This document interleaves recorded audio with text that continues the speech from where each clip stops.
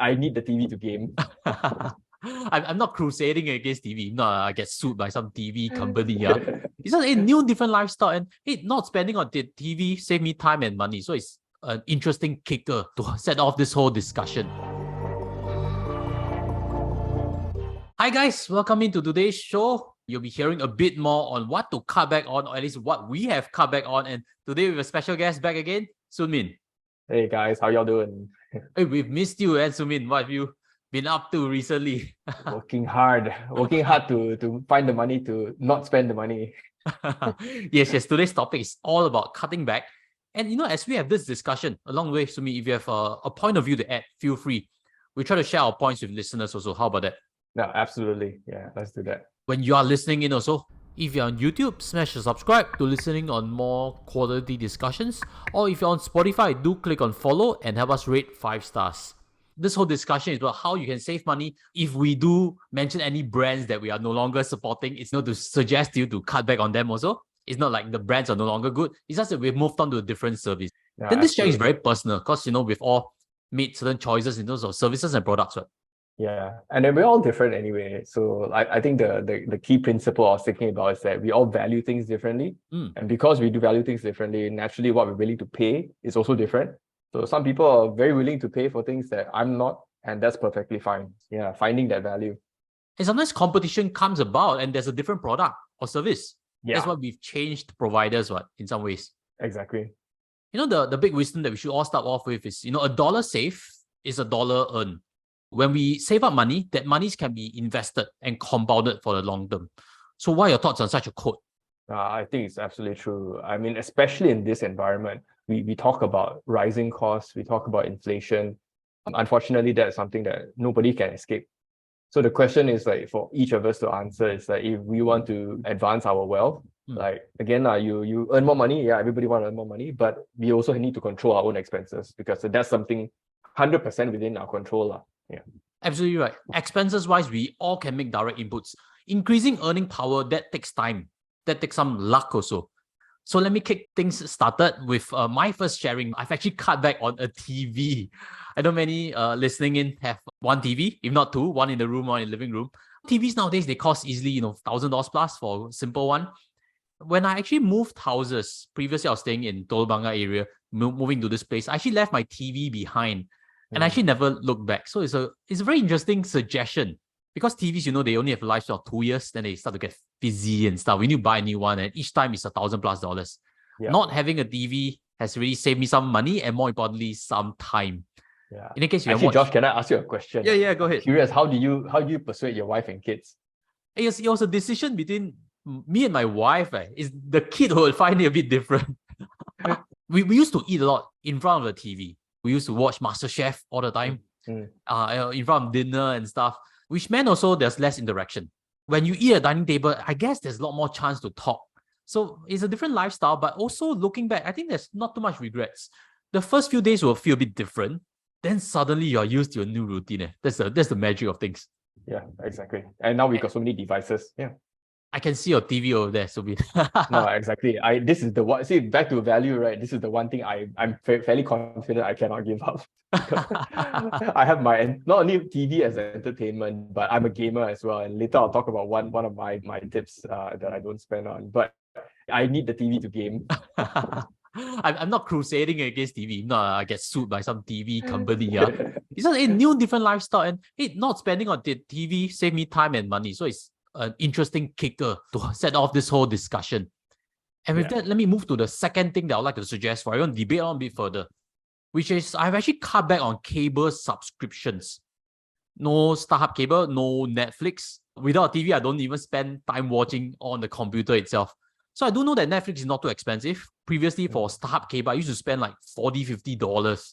And saving that up, meant that I had more money. The expenses cut back down, and there's more time to play with kids and stuff. Right now, we play Monopoly, which is just a board game.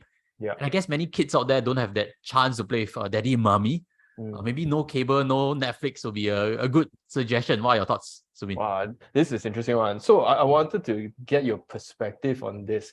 I think a lot of people use TV as a common talking point. And I think especially for young adults, I know for me even like when I interact with my colleagues, for example, who say, "Hey, have you watched the latest season of The Witcher? And we will talk about it, right? It's a way for us to connect.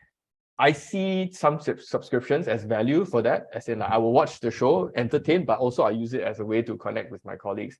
And I don't know if you have a point of view like, oh yeah, well, is that something that's good or bad? But for me, I don't feel worried that I don't have that connecting point. There are a lot of things to talk about, but I worry that for my kid because he's mentioned his friends are talking about the latest game or the latest cartoon, and he has no idea what that is. So he's actually asked me before, "Hey, Daddy, why am I different?"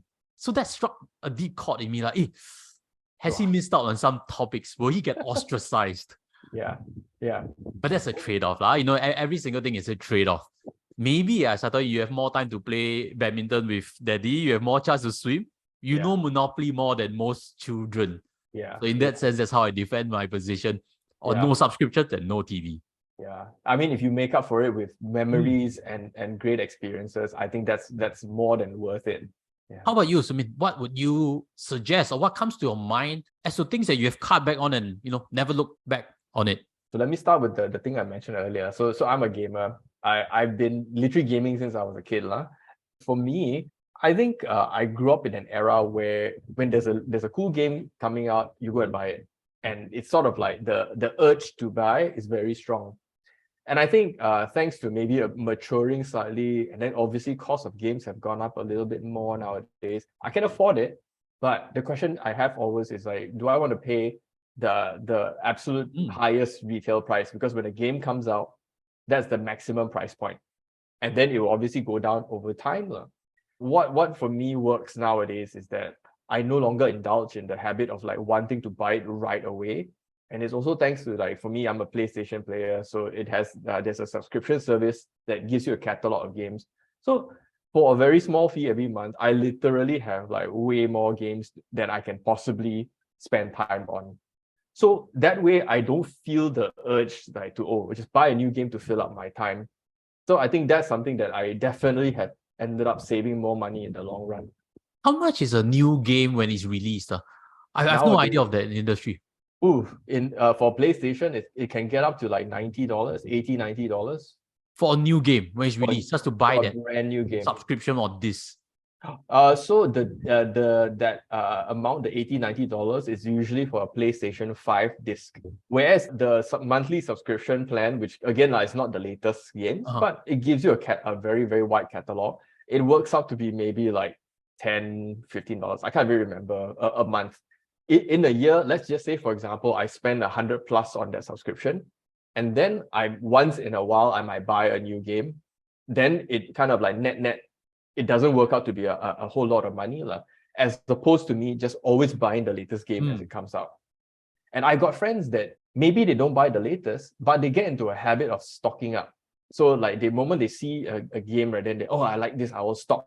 So they start to fill their I guess you can call it a portfolio of games, which they say I'll play next time. But a lot of times they don't even find the time to play it. Actually, that's true. In adulthood, or it's like there are peak seasons in work. That's why spending that time to play games is not too easy to find. And once you buy it, you didn't play, it's a waste of money.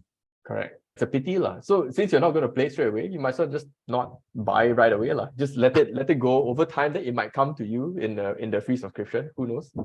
So that's my attitude towards games. I have a second tip to share. And this second tip is one that I think is quite common for a lot of people, maybe more so my circle of friends. But I noticed my younger colleagues, less common, and they are very willing to pay for convenience services. We might have talked about this previously before, about how a lot of people are very willing to pay for Grab. They're willing to pay for food delivery services. And that is something that, it's important for some people. Maybe they work too hard. Maybe they really don't have time to go out and buy food. Going down is exercise, but that's what I think. Right? At least for me, I don't use these services because, I mean, we live in Singapore. Look, it's literally downstairs. So you cannot walk 1 kilometer without finding a coffee shop. That's exactly a challenge.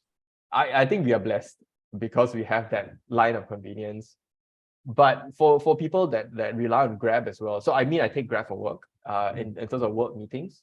when it comes to personal things like, oh, if I'm going to go out for a day out or whatever, I don't use it unless it's like an urgent case. I mean, back to back or whatever. All I know is that I can plan my time relatively well. Public transportation is fantastic. Most places are accessible, and I'll use that. Yeah. Have you heard of Grab subscription for the food, which is, if I'm not wrong, the name for it is Grab Unlimited. I've never subscribed, that's why I'm not too sure. Yeah. And maybe you're incentivized to keep ordering from Grab. It's always restaurant meals. Have you heard of them before, and what are your key thoughts on it? I completely agree that it creates a new habit. Does it answer a need? Does it really help add value to people who really need it? I do agree it does.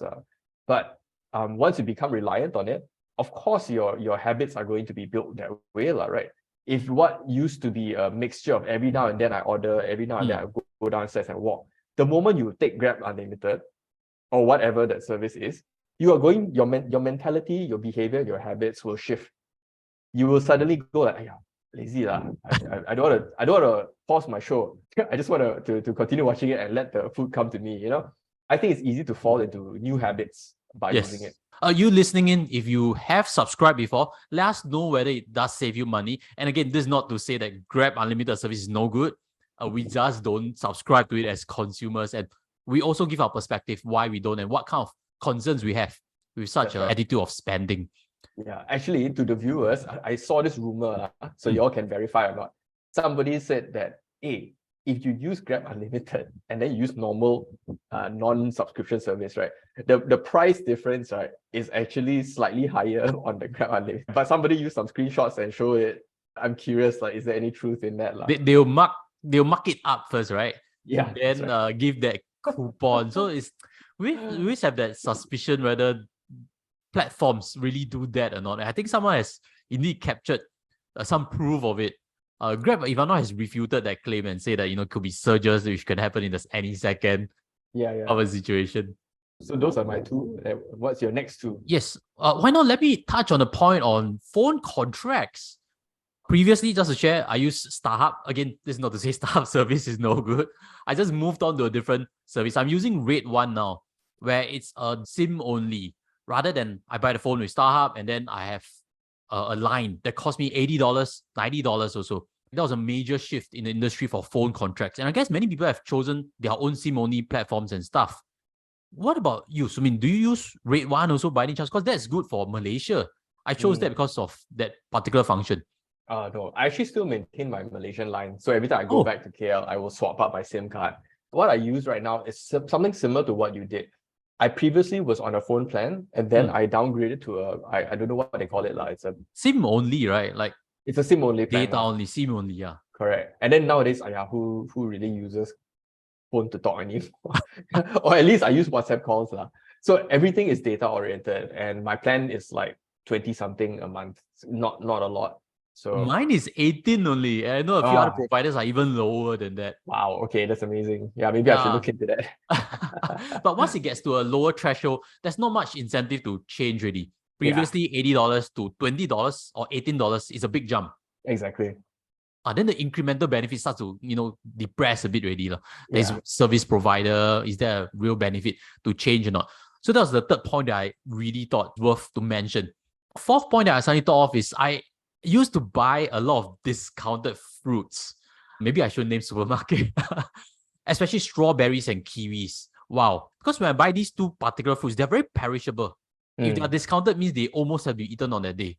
Even for a second or third day gone case. And one box of kiwis is $5-6.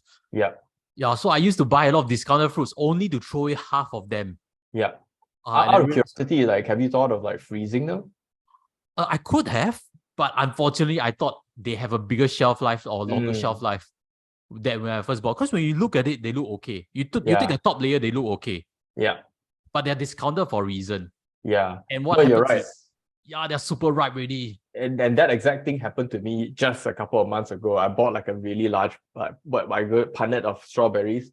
And then again, discounted because of expiry. I thought, oh great, I can eat them all, right? But you can't eat that many. And then after that, there were a few on the bottom which I didn't really see. I should have basically unpacked it, put away certain things, and then maybe freeze some. But always on hindsight, it was too late. Some of it was spoiled already, so I had to throw away. they turn moldy pretty quickly, strawberries. I used to get on this habit of keep buying discounted fruits until I realized, I'm throwing more than it's worth. So nowadays, unless I'm pretty sure I can finish it on the day, I wouldn't buy discounted fruits. So that's something I hard to resist a good deal. Yeah, it's like you see the good offer on the surface, it always looks okay. When you squeeze a bit, it looks okay. Yeah. Then second day, gone. Wow, I keep repeating this cycle until I realize, hey, this is not very clever. You're wasting a lot of money on spoiled fruits. I've got this one thing that I used to spend on a lot, where I used to engage in many different hobbies, and a lot of those hobbies involve gear. So like specialized shoes. I mean, I used to weightlift last time, so it's a specialized weightlifting shoe. The workout shoe itself, it's not just like any workout sneaker. It was like I had to buy the specialized workout sneaker, and I mean, it sounds very vain saying this now, like even like from a top. You wear, nowadays I'm very simple. I wear whatever, right? But last time it's like, oh, I need to buy compression gear. It's like, again, specialized brand. So I used to indulge and pay a lot for that. And honestly speaking, like, if you ask me nowadays, I'd say that yes, some things you do need the specialized tool. But the question now in my head is, do I need the very best of that specialty? Especially if I'm not like a hardcore competitor or like. So I guess in a way I humbled myself and I asked myself a serious question like, hey, do you need that 1% extra performance coming from the so-called gear that you're buying? Maybe not lah. So right now these days my habit is like whenever I'm looking for gear, I either look for something that's a little bit more mid-range, and if possible, it's actually maybe a old model. Like it could be a last year's model that's on discount. So that's my approach these days. Oh, you can buy it from Malaysia. Yeah, exactly. Correct, right? So if you, of course, ringgit is all-time low again. Yeah. But I've also bought badminton shoes from Malaysia. No, absolutely. That's a great tactic. For those of you who pop by across to Johor, do a bit of shopping here and there. I mean, there's obviously the Johor premium outlets. So yeah, I think you can find some pretty good deals if you do make a little bit of a detour go shopping there. I realized that a lot of cyclists also like to have specialized gears, helmets, that tight-fitting shirt and pants, and that shoe. And if they cycle quite a bit, I guess you need to replace them every few months. It's going to cost quite a few $100. And I think again, everybody deserves to enjoy their sport. It's just more of a question like, actually, do you need the very best? And is there a way for you to get a kind of better deal? I think there are always alternatives. In terms of quality-wise, what is your experience? When you buy a mid-level one, do they last as long as the branded ones? I believe so. I mean, to give you a specific example, I found my old pair. Again, I bought it because it was a last year model, and it was more than 50% off at the outlet store. I paid about $50-$60 for that Reebok, whereas a brand new version of that would have cost like 100, maybe a bit more. I definitely say, and then it's lasted me 3+ years, 4 years even. So it's perfectly fine as long as you're conscious about like, what do I really need this for lah? Yeah.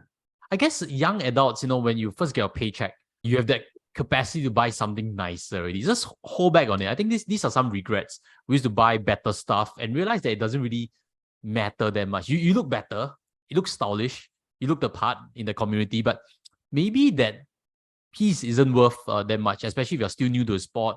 You're not sure if you're going to try it out for one year more or not. Just use simpler gears. I think that's a big rounding point from that. Yeah, exactly. And then related to that is my next tip, which is I used to be a subscriber of this thing called AIA Vitality. And this is where I think there are sometimes we encounter programs that really match up with our lifestyle.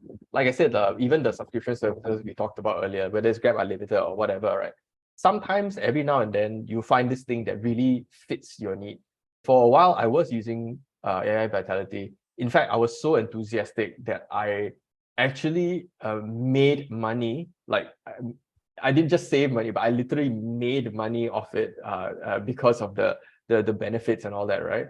And the program, I remember my crowning achievement, right, was I got one of my flights to Paris for like 50% off. And it was amazing. Yeah, and 50% was not like total price. They always got T&C one. It's actually, if you guys have ever inspected the price of a flight, it's usually a few components in there. There's a ticket price, there's the fuel surcharge, and so on and so forth. And the So the taxes, which 50% off, cannot be discounted. correct. So the 50% off is just the ticket price. But it still works out to be a few $100s. The subscription itself cost me about 100 something for the year or something like that. But the net savings I got was way, way, way more than it, plus all the vouchers and all that. Eventually, over time, I stopped because I think one, my lifestyle changed. I no longer required the discount on the gym membership that it gave. I didn't want to buy a specialized tracker to kind of track my so-called movement. And eventually, even the discounts they gave were gradually managed downwards. We like to use the term they nerfed the program. And then it became like, yeah, not really suited for me anymore. So I stopped it. Then I can share a bit deeper because I am in the insurance industry. I've heard a bit more on the back end side for AIA wellness program. In that case, this is not to mention negatively about it. If you're a big fan of the program, continue to use it. Histories, when they first started, I think it was $5 only. And I heard from back end that they were bleeding quite a bit of money just to subsidize it because everybody was claiming coupons here and there. I used to do that myself. I think cold storage vouchers. I'm not that into, but I've clocked some cold storage vouchers. Yes. So they were bleeding money just to subsidize and get the community building. So it's a bit like Grab. You want to create adoption, you need to throw coupons. And that's what happened. So I think gradually they made it more expensive. I think it's $8 nowadays. And they nerfed the benefits. I think that's the second part of balancing the books. Yeah. In that case, you listening in, if you have other programs that you are on, that you discontinue, also share with us what they are and why you decide to leave that program. So maybe I can also make some special mentions to things that didn't make our list. How about packages? For myself, I can think about haircut packages. When I go to a salon, that lady there is always going to sell me, hey, why not you buy 5 in advance? And I always have to reject her embarrassingly and tell her that I don't stay too near. When we pay for packages in advance, we may or may not go back there. Or the worst part is they actually close shop and there goes your prepaid amounts going in. And I have friends who pay for facial, men's spa, all in advance. And I think these are things that, if you think back, sometimes they are not too worth it. They benefit the merchant more than they benefit us consumers. Yeah. Any points to add on packages they've heard of before? No, exactly. And this is a classic case. I mean, I think a lot of people, either you personally or people you know directly, would have been affected. So like my wife, for example, I think there was a massage package which she got last time from some place. And again, same thing. Next thing you know, the place closed down. It's like, I mean, there's no recourse. There's no way to get your money back. And it's not that much money, but it's just, what a it's a waste, yeah. Oh, then how about car grooming packages, car wash packages? I think they are in the market also. There's a saying also that people spend money just to impress people, have a nice spanking new car that's waxed and stuff. I think these are things to think a bit deeper. If you can afford it easily, then that's one thing. Yeah. But if you are trying to look back on where to scale back on, then definitely these are avenues to balance your books a bit better. I think maybe the question to ask is like, not so much like, can I save more money? But more like, do I need this? The truth is, like, again, like say with the car package, right? The truth, obviously when they sell you the package, you're like, oh, I get to save this amount of money. But then in reality, do you really service your car, wax it? And do you need that on such a regular basis to warrant you wanting to save? I don't know. Yeah. I also like to question, is it stoking the ego or not? Like a nice spanking car, then at the expense of your retirement future? Think a bit deeper. I also like to share the stage with some of our members in our Telegram group where we do posts regularly. Suggestions came in on not spending any more on EasyLink cards. I think that's true. Not spending also on black coffee. You can do self-brew at home. I think this saves you some money. Not buying more masks. No longer is it mandatory nowadays. And no longer subscribing for wine subscriptions and gym memberships. By the way, if you would like to join our Telegram group, Joshtantap Investment Group, look for links below. Someone subscribed to a wine package before and discontinued that. I guess there were discounts or preferred buying options when you are a wine subscriber or in a wine club. So that was something very interesting to raise. What are key rounding points on today's whole point? What to cut back on as well as what we don't buy moving forward? Yeah, I think the end of the day is not just about saving. I think that's not really the core thing lah. It's about being conscious about what you value, and that's it. As long as you are conscious that, hey, I'm paying this money, I'm getting something out of it, and I know what I'm getting and I enjoy it, that's great. And that should be how we live lah. And then obviously if you need to scale back a little bit, then you can at least you understand what you're scaling back lah. Yeah. Hopefully you listening in, you have benefited also. As always, smash the like button. Thank you, Sumin, for joining today's discussion. And follow on to this previous video where we had a sharing on what we are spending more money on. Together, we'll see you in our next episode. Take care as always. Goodbye. Take care, everyone.